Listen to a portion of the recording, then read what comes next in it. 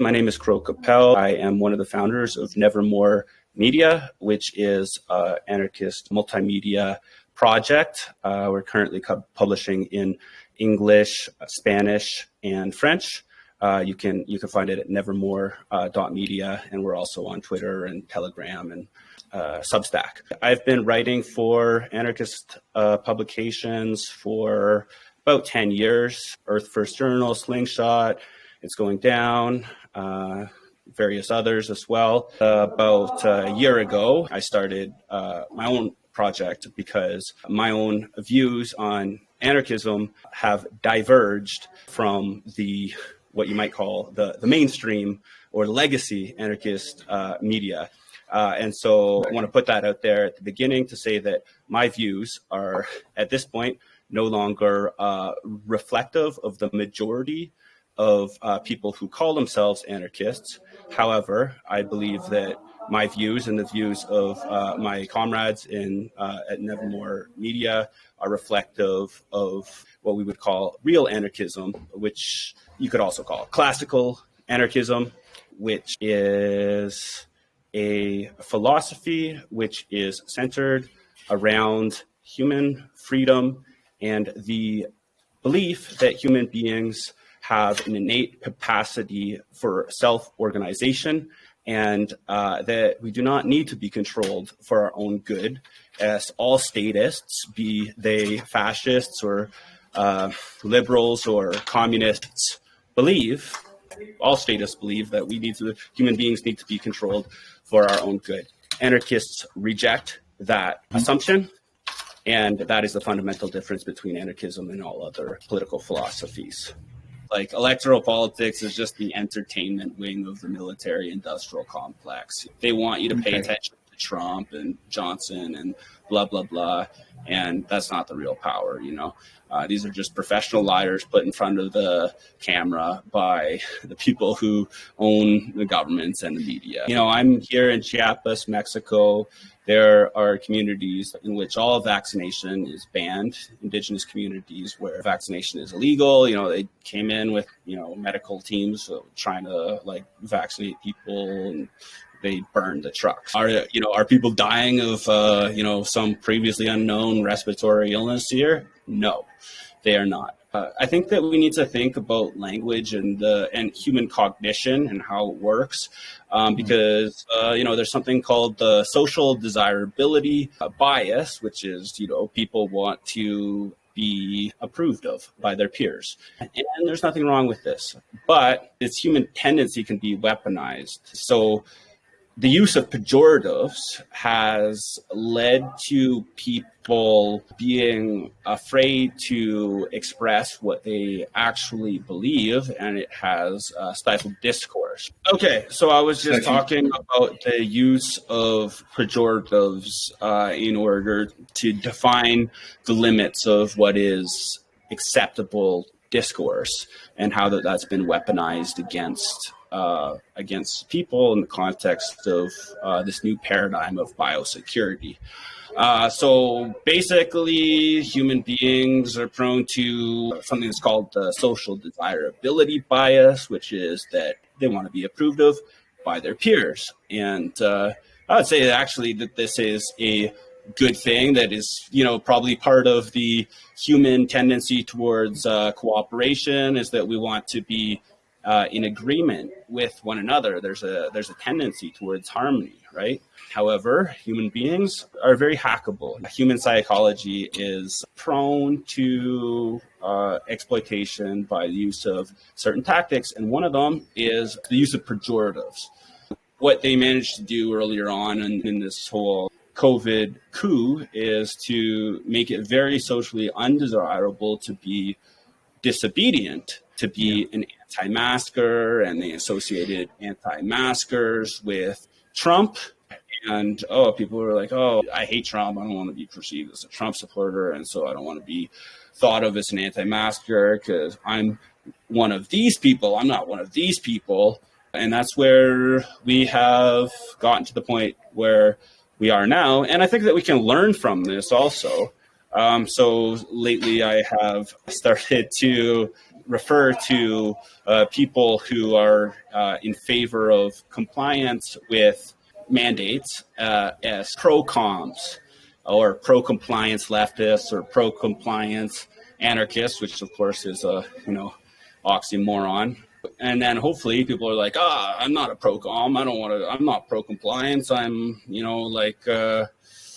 I don't know, I'm a revolutionary anarchist, or I'm a revolutionary communist, or whatever they identify as. And we should also just be aware of how pejoratives shape how people align themselves politically. We need to reach across the political divide. They've managed to polarize people, and I mean it's as old as empire.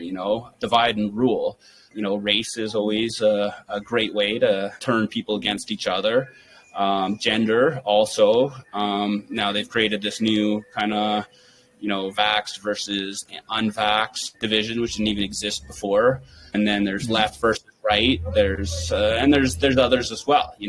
Part of this idea of seeking to express anarchist ideas in a way which will resonate with people of different backgrounds and different ideologies comes from this, So, yeah, I don't know. I think we need to realize that we're all human beings who are living through very confusing time in history, and we need to come back to first principles, which are, we have a lot more in common than we often think. If somebody disagrees with me about immigration or abortion or I don't know, whatever, controversial issues people might have strong opinions about, that doesn't mean they're a horrible person.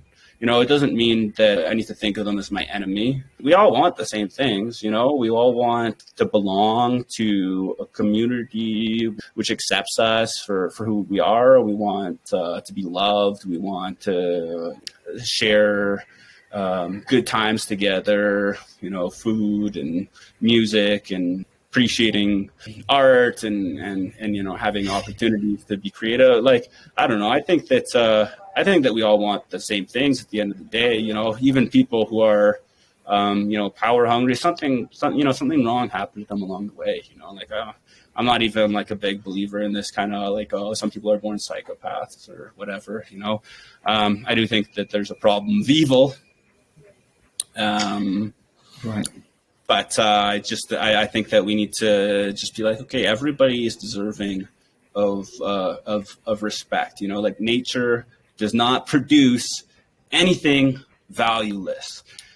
And whether or not it's easy for me to appreciate somebody's perspective, they're inherently deserving of respect by virtue of existing. The reality is that there are people who claim authority over the people and that they make decisions behind closed doors, and that those decisions affect the lives of people. So, I think that this idea of conspiracy has been portrayed in a certain way in order to make it seem ridiculous or absurd. Whereas, I think that, a pharmaceutical company which is getting together in order to find a way to market a product to people, that don't need it, is that not a criminal conspiracy? If there's, health impacts upon the people, let's say opiates, if they're marketing opiates and they know what they're doing and they're marketing it towards people that don't need it, and then it's addictive and people get it. So the board members of Purdue Pharmaceutical, for instance, which marketed OxyContin and kicked off this opiate crisis that is killing so many people in Canada and the US. Is that not a criminal conspiracy? So if we're to attempt to figure out what they were up to and we have a hypothesis, then we've got a conspiracy theory. It's like, okay, they were doing this deliberately. Okay, that's a conspiracy theory. Is it supported by the evidence? Okay, that's a different question, because a theory is a theory. It's a hypothesis. So we can't always have 100% certainty about. In fact, there's very few things about which we can have 100% certainty, And I think that people that are really interested in the truth understand that. You can assign different degrees of probability to two things, and there's some things that that we can be pretty damn sure about. We can be sure that world events are being directed by certain players that have financial interests, that are seeking to become even more powerful.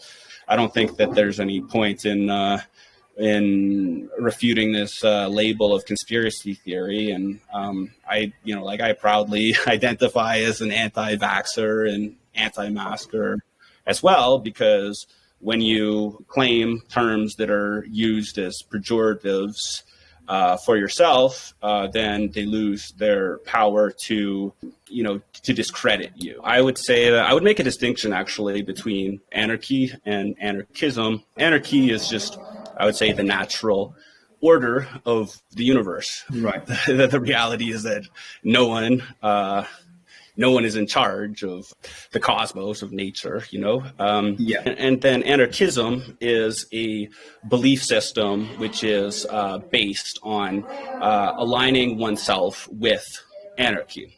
The anarchist position is that the state is illegitimate, that, those who claim authority to rule over us are criminals, that, the aristocratic families of Europe are intergenerational crime syndicates. Anarchism requires faith in humanity, because basically what you are saying is that it would be preferable if people were free to develop as they please, without being coerced or goaded into certain predetermined outcomes by a ruling class. And so in order to believe that, you must kind of believe that the capacity of human beings to be good, to choose things that are beneficial for the collective and not just the individual, predominates over the nastier sides of human nature. Because we don't do at all, anarchists do not deny at all the existence of the darker side of human nature. That anarchism is the political philosophy which loves humanity the most. All the other, and I'm talking about Western philosophies here, all others, assert that we must be controlled in some way for our own good. I think that, there's definitely in the, in Western modern capitalist countries, there has been a concerted effort on the part of the ruling class to make people dependent upon the state for their survival. Yeah. So here are many generations deep into this process of domestication. And there's a lot of affinities with Taoism. Yeah. The idea that the goal of the person who wants to live a good life is to align themselves with nature. A healthy, happy person wants the people around them to be happy and healthy, and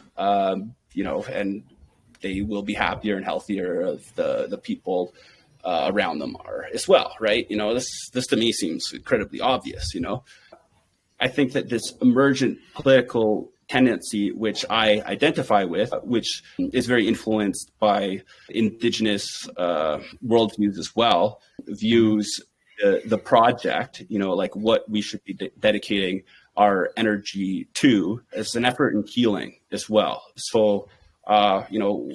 This idea of revolution, yes, I believe in revolution, but what does that mean really? Does that mean storming the Winter Palace? Does that mean